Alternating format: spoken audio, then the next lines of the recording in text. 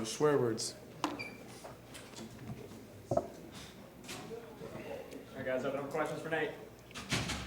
Was that a surprise to you that they're here this early? Yeah, they texted me and said they had landed like 30 minutes ago, and they just got Uber downloaded on their phone. So I was not expecting them to be here before practice. I was expecting a 3 p.m. arrival, but no, it was a little bit of a surprise, and I haven't seen them in a long time, so put a big smile on my face. You have to kind of watch what you say when your parents are looking over your shoulder. Not so much my dad, but when my mom's around, absolutely. No swear words. Got to watch what I say. Make sure I represent us well. How quick has this gone for you? I was talking to, I think it was Keon and Johnny yesterday. Like, I remember moving in June, wide-eyed, like, ready to get this thing going. Ready to get this thing going, and summer went really, really fast. We've got a little bit of break in August, and then coach was like, it's going to be February before you know it. And, like, it's March now. It has just flown by. But it's been unreal. How does it seem to you, just the experience? Something that I couldn't have asked for. It's everything that you wanted to happen for you, to play basketball at a high level, to play for a coach like Coach Cal, to have the teammates that I have, and to have the fans that we have, and the support. It's been everything to me. It's been everything for my family. They're always texting me after games and tell me that everybody in Emporium's texting them, cheering us on. So it's been everything for me. Nate, you've obviously played in the tournament before. How does it feel differently this year, being a favorite going into that as opposed to an underdog like you've done now? I haven't really thought about that much, but kind of more recently looking at everything and kind of getting an idea of how things are going to shape up. It's crazy because, like, I would have never thought about that. I mean, when you want to win your conference championship to get into the tournament, and we want to do the same thing here, but to know that you're going to make it, and to know that you're going to have a good seat, and everybody's going to travel with you, you're going to have a bunch of fans there instead of a little section of the gym being orange and blue. But it's a little bit different, but I haven't really thought about it too much. Have you talked to your former teammates about what you're going through? They have to be living through this experience with you. Yeah, absolutely. I talked to Walter Ellis a lot, and his dad's obviously works for College Game Day, LaFonso Ellis, so I talk with him too. But with Walt, it's just he's asking us like what it's like with practices at this time of the year, because they're a lot different than what we had been going through at Bucknell. Because like I said, you have to win those conference championship games, or those conference championship to get to the NCAA tournament. But they're loving it. They texted me when I scored 1,000 points. They were cheering me on. All my coaches had texted me and just to congratulate me and say it's awesome to see you succeed. And it's been great. And it really is a family. As soon as you leave, like you don't just leave and they forget about you.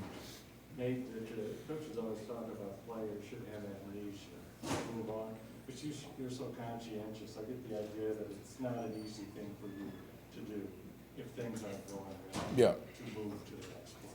Yeah, I mean, I'm a perfectionist, or at least I try to be. So you want to play perfectly all the time. You want to play great, and if you don't, sometimes that stuff lingers on your mind. And for me, I try to correct that mistake or do something to get us the ball back. Like I missed 2 free throws the other day, which I hate because I shoot free throws all the time in practice and after practice. But with a play like that, and you miss it, you try to get the ball back, and it does linger on your mind a little bit. But that book that I had talked about really helps me out mentally to just forget about it and try to move forward as fast as possible. Did you come here with a kind of deliberate plan to make sure you stopped yourself a few times over the course of this few months and soaked in what this experience is because it would go by fast? Absolutely. I mean, when I first got here and just trying to get healthy and all the lifts and stuff, I just really soaked in the time that I was able to have with Rob and the trainers that we had in the summer, and just appreciate that time. And then Madison Square Garden, obviously I had never played there, and to have first game as a graduate student there against Michigan State was huge, and have my family there as well. The Ohio State game, my brother was able to make it from California, and then to have the Louisville game, my parents were there again. And just different games throughout the season. Then to score 1,000 points in college for me is always something that I'd always dreamt about as a little kid. And to do that wearing this uniform just means a lot to me. And then now moving into my final home game here, it's a little surreal, but definitely going to soak in the experience, soak in the time with my family while they're here, and then go into Saturday's game. But just I'm trying to do it, it's hard because like everything just happens and it's gone. But I've been reflecting a lot, and a lot of great memories have been popping up. How long did it take you to adjust to the crowd? When you were playing, something great happens and 20,000 comes out. I mean, I think after Big Blue Madness, it was a little bit like it kind of hit me, but I don't really pay attention to it. I say it all the time. Like when I'm playing, I don't really listen to it, but I can always, I mean this, I can always hear my mom's whistle. Like at Bucknell games, the crowd would be crazy and something would happen, or I would do something and I would react and she would whistle and I could hear it. But like I never hear people. I listen to the coaches and my teammates, but like other than that, I don't really pay attention to it, but I could always hear her whistle and my sister. So I try not to think about the crowd too much, but Rupp was crazy on Saturday. That was a time where I think Emmanuel hit that 3 at the end when like the transition he stole and hit that 3, and the crowd was crazy. I think that was the first time where I kind of like, because I wasn't in the game at the time, but I like soaked it in that like it was ridiculously loud in there. What prompts your mom's whistle? Was she like saying, "Way to go"? No. It's most of the time she's proud of me, but it's probably language or body language. If I miss a free throw, she whistles at me. But other than that, nothing too good. Nate, did you go to the senior day ceremony at Bucknell last year? I did, yeah. What are the emotions? How does that compare? I think because I didn't plan on transferring until after the season, so I didn't think that I was going to leave. And my brother surprised me. I hadn't seen him in 2 years, so he surprised me, and it really threw me off. I was like 1 for 7 to start the game. I think my first shot like hit the shot clock, but it's a little bit different because like I know now like this is my last, this is my last one, and I love college basketball, and if I had another year, I would stay for sure because it's just something that I have like come to love and appreciate. But it's starting to hit me a little bit that like this is my last time doing it, but I can't think about it too much because I don't want to let that affect how I play. But I have been thinking about it, yeah. Nate, if one day one of us writes a book about the season, what do you hope your chapter about you says? That you were to this team?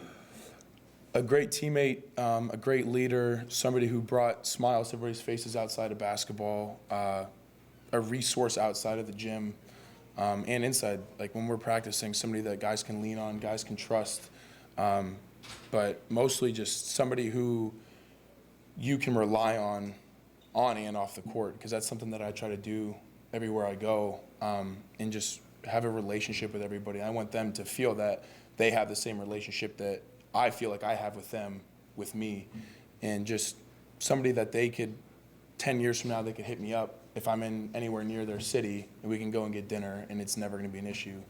Because like that's what I had with my teammates at Bucknell, and I know that I'm going to have that with these guys because they're the same people. It's the same kind of kids, come from good families, guys who want to win, guys who want to build these relationships outside of just practice and outside of just basketball.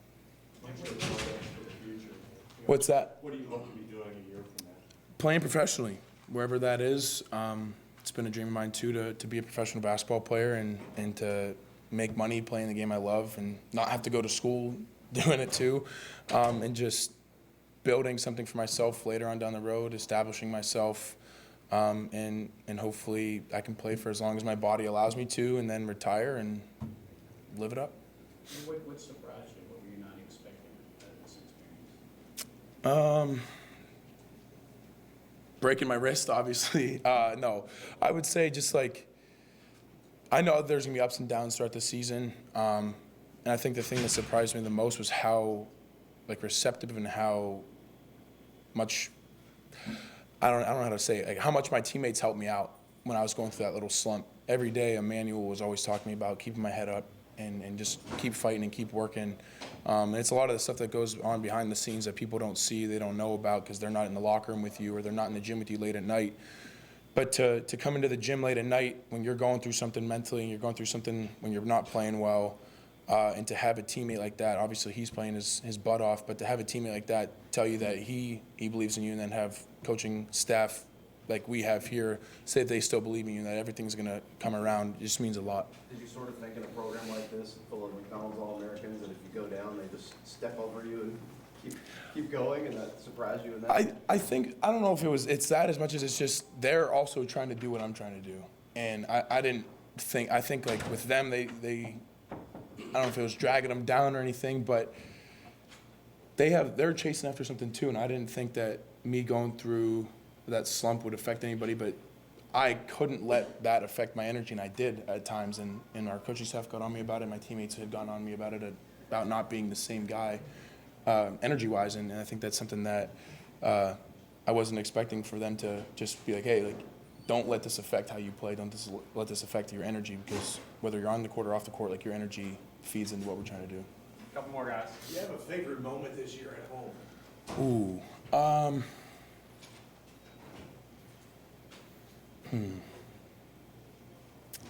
I'm not sure. The Louisville game was crazy. That was something that I had been really looking forward to, hearing about the rivalry and how people were lined up hours before the game outside of Rep. I'm trying to think. Maybe letting my brother Andrew be in here and him seeing it, because he had been to Bucknell games. There's only 5,000 or 6,000 people there, and for him to be here and watch a game where there's 20,000 people meant a lot to me, because he got to see our workouts and our practices and everything leading up to a game, and that's something that he and I had always talked about, and for him to be here and to see that really meant a lot for me. Over the weekend, the College Players Association released a statement saying it said we might want to look into not having fans in attendance for March Madness with coronavirus. What would it mean as a player to play in a game where nobody's in the stands? I think it would be pretty similar to practice. I mean, we have people in practice, but like not having people in the stands. Like I said, I try not to feed into the crowd or any of the noise or anything like that. But I don't know, it just empty gym. That's how I try to think when I'm playing too. Is just play with an empty gym, shoot with an empty gym. So I don't know if it would affect me too much, because I guess I try not to feed into it, but